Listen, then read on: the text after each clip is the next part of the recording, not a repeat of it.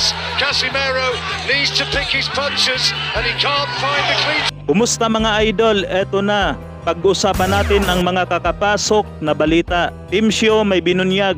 Sinabing alam daw ni Jermel Charlo na matatalo lang daw ito kay undisputed super middleweight champion Canelo Alvarez ngayong darating na September 30. Yun daw ang dahilan kung bakit nagsalita na raw itong si Jermel Charlo. Tungkol daw ito sa kanyang plano na muling pagbabalik sa 154 pounds division para daw muling ipagpatuloy ni Charlo ang pagdepensa sa kanyang mga titulo. May isang buwan pa nga po mahigit ang salpukang Canelo Alvarez at Jermel Charlo. Pero ngayon pa lang mga idol ay sinabi na nitong si Timsyo na walang pag-asang manalo itong si Jermel Charlo kay Canelo Alvarez. Samantala, Mark Magsayo, makikita natin na pinapalakas ang kanyang pangwasak na lip hook mga idol. Mukhang mabangis ang unang makakasagupa sa 130 pounds o super featherweight. Kaya pinaghahandaan na ng todo ng ating pambato. Bagamat sa ngayon ay wala pa tayong idea kung sino ang kanyang makakasagupa sa kanyang unang salang sa mas mataas na dibisyon. Sa kabilang dako naman mga higala, brother coach ni Cuadro Alas Casimero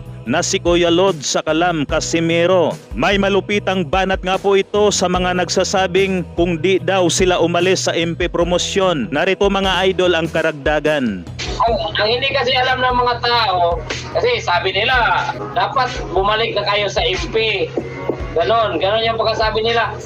Guys, pag nandun pa kami sa MP, siguro, hindi ko alam sa inyo, Tata, isang laban pa lang, nasa ibang promotion, na may ano na, gym, lupa, sasakyan. Ano lang yung ano ninyo guys, kung hindi kami umalis. Walang pupuntahan. Oh, meron ba kayong lupa, sasakyan, gym?